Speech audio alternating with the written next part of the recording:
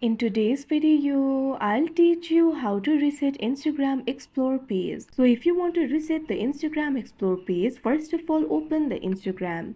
You can see over here Instagram has been opened. So in the Explore page, you'll be able to see various suggested contents. If you want to reset them, tap on the profile icon that you can see at the bottom right corner of your screen.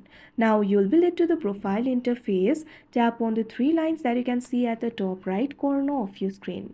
After you do that, you'll be able to find various options over here. Under the section for what you see, at third, you'll be able to find this option for content preferences. What you have to do is tap on it. Now you'll be led to the content preferences interface.